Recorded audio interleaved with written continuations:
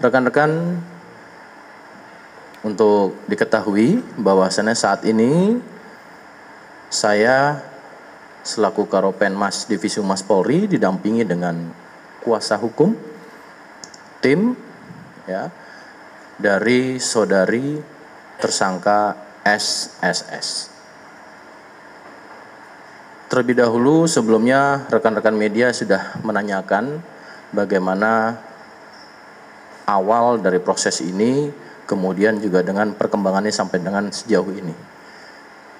Beberapa sudah menanyakan, maka perlunya kami sampaikan dengan tim kuasa hukum terkait dengan perkembangan perkara yang ditangani oleh Barreskrim Polri, yaitu oleh Direktorat Tindak Pidana Siber. Rekan-rekan, untuk mendasari serangkaian kegiatan, baik itu dari mulai adanya laporan polisi, kemudian lidik, dan kemudian proses penyidikan. Diawali dari adanya dasar laporan polisi, nomor polisi LPB 1593 Romawi 2025 SPKT Barreskrim Polri tertanggal pada 24 Maret 2025. Jadi ini dilaporkan sejak 24 Maret 2025. Kemudian surat perintah penyidikan, artinya diawali dengan proses penyelidikan, kemudian surat perintah penyidikan ini terhitung sejak tanggal 7 April 2025.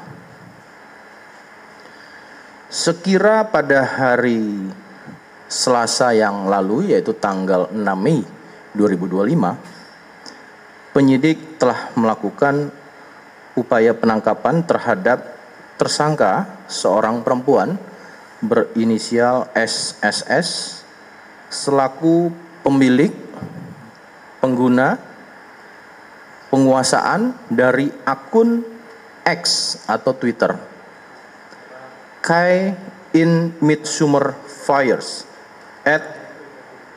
@Ray Ayan Yami, yang merupakan mahasiswi dari salah satu perguruan tinggi di wilayah Jawa Barat, di mana atas dugaan melakukan tindak pidana sebagaimana yang sudah kami sampaikan di awal, adanya dugaan tindak pidana manipulasi atau menciptakan informasi atau dokumen elektronik yang seolah-olah merupakan data yang otentik dan atau memposting, mengunggah dokumen elektronik berupa gambar yang memiliki muatan terhadap yang melanggar kesusilaan.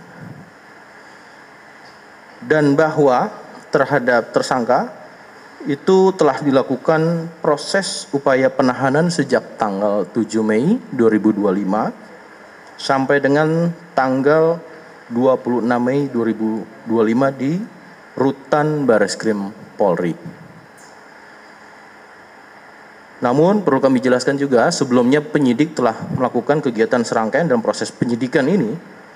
Sebelumnya penyidik juga telah melakukan pemeriksaan terhadap 3 orang saksi, 5 orang untuk dimintai keterangan sebagai pendapat ahli, serta melakukan penyitaan terhadap barang bukti baik dari para saksi dan tersangka, dan telah dilakukan pemeriksaan digital forensik sehingga penyidik sudah menganggap cukup dan lengkap proses ini untuk dilakukan proses penyidikan.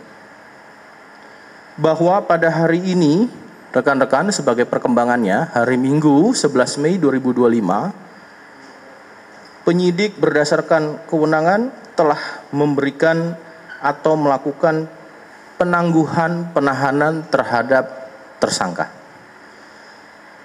Penangguhan penahanan ini diberikan oleh penyidik tentunya mendasari, yaitu pada permohonan dari tersangka melalui penasehat hukumnya, serta dari orang tuanya. Juga berdasarkan atas itikat niat baik dari tersangka dan keluarganya untuk memohon maaf karena telah terjadi kegaduhan. Juga permohonan maaf ditujukan kepada Bapak Prabowo dan Bapak Jokowi serta kepada pihak ITB, di mana yang bersangkutan sangat menyesal dan tidak akan mengulangi perbuatannya. Kemudian juga penangguhan penahanan ini diberikan tentu mendasari pada aspek atau pendekatan kemanusiaan, ya, dan memberikan kesempatan kepada yang bersangkutan untuk melanjutkan perkuliahannya. Jadi itu rekan-rekan, sejak saat ini untuk saudari SSS telah dilakukan penangguhan penahanan. Itu yang bisa kami sampaikan, rekan-rekan. Jadi sebetulnya sudah melakukan koordinasi tentu saja dengan berbagai pihak ya untuk kemudian mencari keterangan, kemudian membuat suasana menjadi sejuk dan kemudian juga mencari kemungkinan-kemungkinan untuk kemudian berdialog tentang situasi ini. Nah, kami juga sudah melakukan komunikasi dengan pihak orang tua, kemudian juga ada Ikatan Orang Tua Mahasiswa di ITB itu, kemudian juga kami sudah bertemu dengan keluarga mahasiswa ITB pada hari Jumat, dan dari sisi orang tua sendiri yang sudah melakukan komunikasi dengan eh, mahasiswi kami tersebut, bahwa orang tuanya sudah mewakili mahasiswanya menyatakan permintaan maaf ya.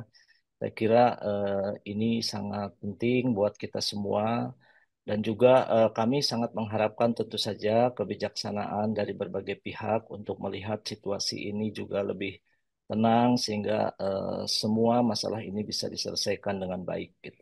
Ya, sementara mahasiswa masih berada di Baresim, namun demikian kami dengan berbagai pihak sedang melakukan komunikasi ya agar mencari jalan yang terbaik. Saya kira saya juga mendukung, ITB sangat mendukung pernyataan Pak Hasan Hasbi terkait dengan mahasiswa ini dan ITB tentu saja sangat mengharapkan agar mahasiswi kami ini dapat dibina dengan baik oleh pihak ITB.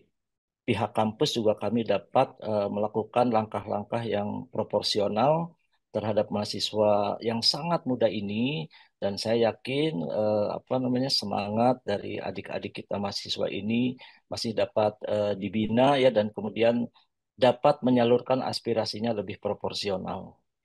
Ya, tentu saja seperti tadi saya sampaikan, jadi di kita ada komisi akademik yang akan melihat lebih detail lagi, karena memang kalau kita lihat ya di media sosial ini kan sangat sangat sekali apa namanya seliweran informasi yang sangat sangat sulit untuk dideteksi ya.